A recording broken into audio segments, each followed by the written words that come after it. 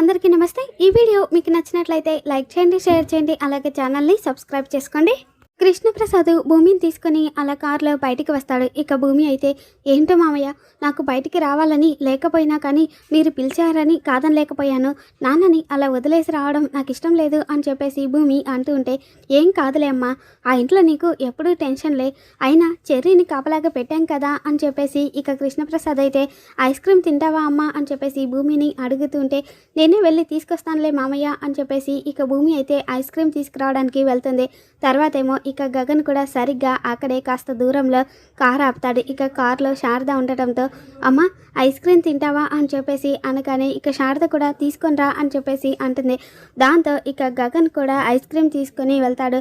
ఇక భూమి ice cream తీసుకొని అక్కడికి వెళ్ళేసరికి అక్కడ కృష్ణప్రసాద్ ఉండడు।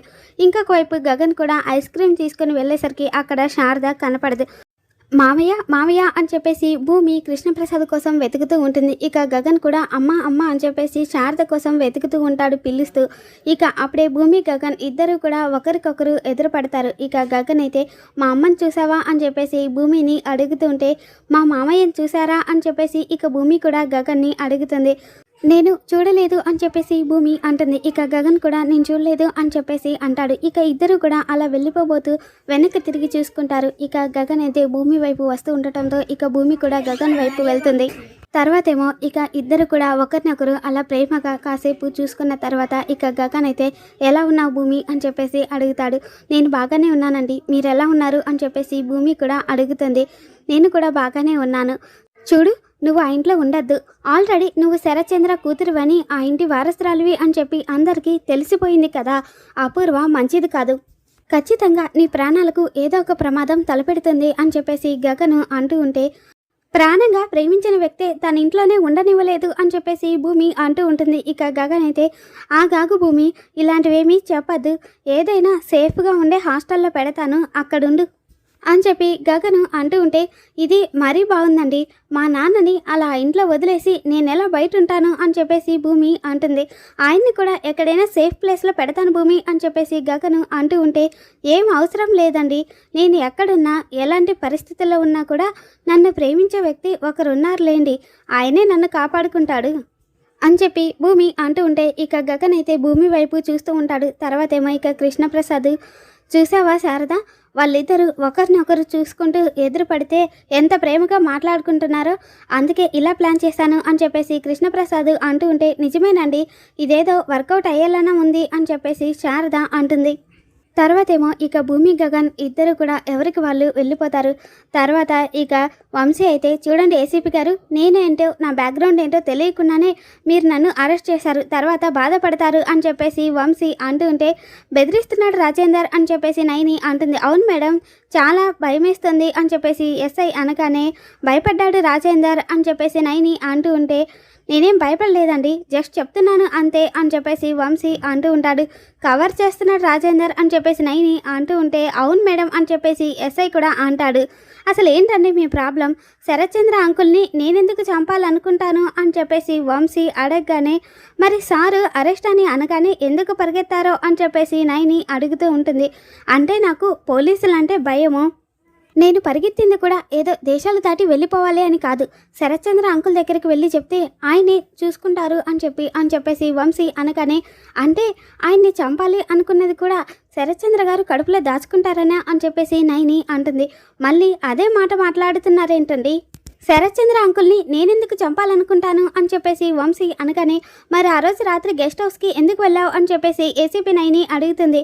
నేనెప్పుడు వెళ్ళాను అని చెప్పేసి వంశీ అంటూ ఉంటే, రాజేందర్ ముసిగేసుకున్న మనిషి సీసీటీవీ ఫుటేజ్ ఒకసారి చూపించు అని చెప్పేసి నైని అనగానే ఇక ఎస్ఐ అయితే ఆ సీసీటీవీ ఫుటేజ్ని ప్లే చేయగానే ఇక అది చూసి, అది నేనే అని గ్యారంటీ ఏంటి అని చెప్పేసి వంశీ అంటూ ఉంటే, టెక్నాలజీ ఇంత పెరిగిపోయాక కూడా నువ్వు ఇంకా నేను కాదు అని బుకాయించొద్దు వంశీ అని చెప్పేసి ఏసీపీ అంటూ ఉంటే, అయినా ఆ గెస్ట్ హౌస్కి నేను ఒక్కడనే వెళ్ళానా, మా మామయ్య కృష్ణప్రసాద్ గారు వెళ్ళారు, మా బావమరిది చెర్రీ వెళ్ళాడు, వాళ్ళందరినీ వదిలేసి నన్నే అరెస్ట్ చేస్తే అర్థమేంటి అని చెప్పేసి వంశీ అడుగుతూ ఉంటే, రాజేందర్ మనం పోలీసులమో లేకపోతే సార్ పోలీసులో నాకేం అర్థం కావడం లేదు, నేనే నిన్ను క్వశ్చన్స్ చేయాలి అని అనుకుంటుంటే తిరిగి మీరే మమ్మల్ని క్వశ్చన్స్ వేస్తున్నారే, మరి ఆ రెండే సీసీటీవీ ఫుటేజ్ కూడా చూపించు రాజేందర్ అని చెప్పి ఏసీపీ నైని చెప్పగానే ఇక ఎస్ఐ అయితే ఆ సీసీటీవీ ఫుటేజ్ ప్లే చేస్తాడు.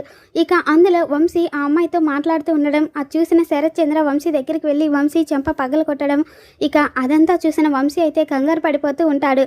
ఈ మధ్య సీసీటీవీ ఫుటేజ్లు ఎక్కడ పడితే అక్కడ ఉన్నాయి. నువ్వు ఎవరో అమ్మాయితో మాట్లాడడం చూసి శరత్ చంద్ర గారు నీ మీద సీరియస్ అయ్యారు, నిన్ను కొట్టారు కూడా. దాన్ని మనసులో పెట్టుకునే కదా నువ్వు ఆయన్ని చంపడానికి వెళ్ళావు అని చెప్పేసి ఏసీపీ నైని అంటూ ఉంటే, లేదు నేను ఆయన్ని చంపడానికి వెళ్ళలేదు, నన్ను నమ్మండి అని చెప్పేసి వంశీ అంటాడు. ఇప్పటిదాకా అసలు ఆ గెస్ట్ హౌస్కే వెళ్ళలేదు అన్నావు, ఇప్పుడేమో చంపడానికి వెళ్ళలేదు అని చెప్పేసి మాటలు మార్చేస్తున్నావా మై డియర్ మాయదార్ వంశీ అని చెప్పేసి ఏసీపీ నైని అంటూ ఉంటే, ప్లీజ్ అండి నన్ను నమ్మండి అని చెప్పేసి వంశీ బ్రతిమలాడుతూ ఉంటాడు. నువ్వు చెప్పే పిట్ట కథలు హరికథలు నమ్మడం మొదలు పెడితే గన ఇక్కడికి వచ్చే వాళ్ళు అందరూ అదే చెప్పడం మొదలు పెడతారు. అప్పుడు ఇది పోలీస్ స్టేషన్ అవ్వదు, రవీంద్ర భారతి స్టేడియం అయిపోతుంది. ఏమంటావు రాజేందర్ అని చెప్పేసి ఏసీపీ నైని అనగానే, కరెక్ట్గా చెప్పారు మేడం అని చెప్పేసి ఎస్ఐ అంటాడు. సార్కి రాత్రి అంతా పచ్చి మంచినీళ్ళు కూడా ఇవ్వద్దు, ఉపవాసం చేయించండి. ఉదయాన్నే వచ్చి నేను పూజ మొదలు పెడతాను, అప్పుడే నిజాలు తన్నుకొస్తాయి అని చెప్పేసి ఏసీపీ నైని అక్కడ నుండి వెళ్ళిపోగానే ఇక ఎస్ఐ అయితే వంశీని తీసుకువెళ్ళి జైల్లో వేస్తాడు. తర్వాత ఏమో భూమి ఇక సాంగ్ పెట్టుకుని నాట్యం చేస్తూ ఉంటే, ఏంటి మమ్మీ ఈ డిస్టర్బెన్స్ అని చెప్పేసి నక్షత్ర అంటూ ఉంటే, ఏంటమ్మాయి అంత మంచి సాంగ్ వస్తుంటే డిస్టర్బెన్స్ అంటున్నావు, గాడిదకి ఏం తెలుసు గంధపు వాసన అంటారు కదా, అలా ఉంది నువ్వు చెప్పేదని చెప్పేసి గోరింటాకు పిన్ని అనకనే పిన్ని అని చెప్పేసి అపూర్వ కోప్పడుతూ ఉంటుంది. మరి మన అమ్మాయి ఏంటమ్మాయి ఇంత మంచి సాంగ్ వస్తుంటే అలా ఉంటుంది, అసలు లోపల ఏం జరుగుతుందో వెళ్ళి చూద్దాం పదండి అని చెప్పేసి గోరింటాకు పిన్ని, నక్షత్ర, అపూర్వ అందరూ కూడా ఇంట్లోకి వచ్చి చూస్తూ ఉంటారు. ఇంకొక వైపు భూమి నాట్యం చేస్తూ ఉంటుంది. ఇక అప్పుడే చెర్రీ, కృష్ణప్రసాద్, మీరా ఇంట్లో ఉన్న వాళ్ళందరూ కూడా వచ్చి భూమి నాట్యాన్ని చూసి పులకరించిపోతూ ఉంటారు. ఇంకొక వైపు అపూర్వకి భూమి నాట్యం చేస్తూ ఉంటే ఇక శోభాచంద్ర వచ్చి నాట్యం చేస్తున్నట్టుగా అనిపిస్తూ ఉంటుంది. తర్వాత ఏమో ఇక మీరా, భూమి నువ్వు మా శోభాచంద్ర వదిని గుర్తు చేసావమ్మా, మా వదిన ఉన్నప్పుడు ఈ ఇంటికి ఎంత కళ ఉన్నిందో ఆ కళని నువ్వు తిరిగి తీసుకొచ్చావు, ఏం వదిన అని చెప్పేసి మీరా అంటూ ఉంటే, అవునవును నా ఆనందాన్ని ఎలా ఎక్స్ప్రెస్ చేయాలో అర్థం కావడం లేదు అని చెప్పేసి అపూర్వ అంటుంది. ఇంతకు మించి నువ్వు ఒక్క ముక్క మాట్లాడినా కూడా నీ ఉక్రోషం బయట పడిపోతుంది అని చెప్పేసి గోరింటాకు పిన్ని అంటుంది. అదే చెప్తున్నాను పిన్ని, ఈరోజు భూమిని చూస్తూ ఉంటే మా శోభాచంద్ర అక్కను చూస్తున్నట్టే ఉంది అని చెప్పి అపూర్వ అంటూ ఉంటుంది. తర్వాత ఏమో భూమి కోట్లు డిఎన్ఏ టెస్టులు ఏమీ అవసరం లేదమ్మా, నువ్వు చేసిన ఈ డ్యాన్స్ చాలు, నువ్వు నా చెల్లెలు శోభాచంద్ర కూతురువి అని చెప్పడానికి అని చెప్పేసి కృష్ణప్రసాద్ అంటారు. తర్వాత ఏమో భూమి యాక్చువల్గా నీకు థ్యాంక్స్ చెప్పాలి, మా శోభాచంద్ర అత్తయ్య డ్యాన్స్ చేస్తుంది అని వినడమే కానీ చూసే భాగ్యం ఎప్పుడూ కలగలేదు, ఈరోజు అత్తయ్య డ్యాన్స్ని నువ్వు చూపించావు భూమి, థ్యాంక్ యూ సో మచ్ అని చెప్పేసి ఇక చెర్రీ కూడా భూమికి థ్యాంక్స్ చెప్తాడు. నాకు కూడా మాటలు రావడం లేదు భూమి అని చెప్పేసి బిందు అంటుంటే, ఇట్స్ ఓకే అని చెప్పేసి భూమి అంటుంది.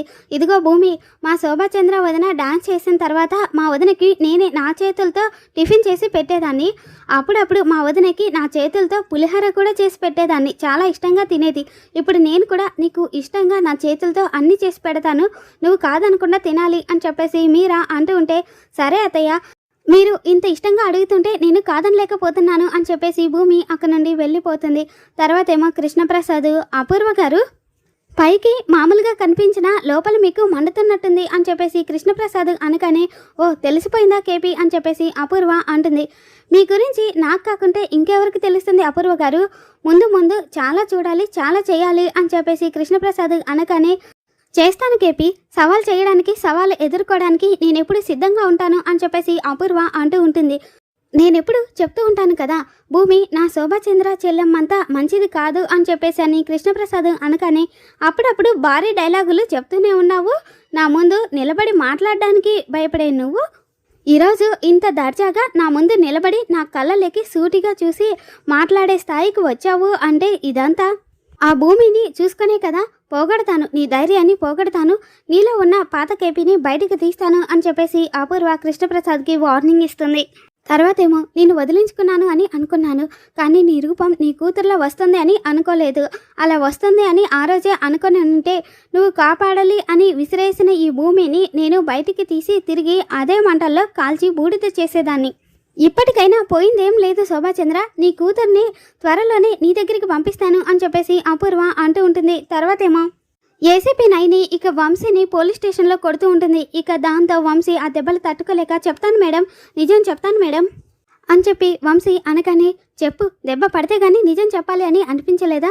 ఎందుకు శరత్చంద్ర గారిని చంపాలనుకున్నావు అని చెప్పేసి ఏసీపీ నైని అడుగుతూ ఉంటే, మేడం నేను ఆయన్ని చంపాలి అని అనుకోలేదు మేడం. అనుకోకుండా ఆ రోజు నా ఎక్స్ గర్ల్ ఫ్రెండ్తో మాట్లాడుతూ ఉంటే ఆ శరత్చంద్ర గారు చూశారు. దాని గురించి మాట్లాడదామని గెస్ట్ హౌస్కి వెళితే అక్కడ శరత్చంద్ర గారు పడిపోయి ఉన్నారు మేడం. బాబాయ్ బాబాయ్ అని చెప్పి ఆయన్ని పిలిచి ఇలా తిప్పి చూసేసరికి ఆయన ఎవరో పొడి చేస్తున్నారు మేడం. అక్కడ నుండి నేను వెళ్ళిపోయాను మేడం. అంతకు మించి నాకేం తెలియదు మేడం అని చెప్పేసి ఇక వంశీ అయితే ఏసీపీ నైనికి చెప్తాడు. మరి ఏసీపీ నైని శరత్చంద్రని హత్య చేయాలి అనుకున్న ఆ హంతకుడిని పట్టుకోగలుగుతుందా లేదా అనేది రేపటి ఎపిసోడ్లో మళ్ళీ మన ఛానల్లో తెలుసుకుందాం. Thanks for watching.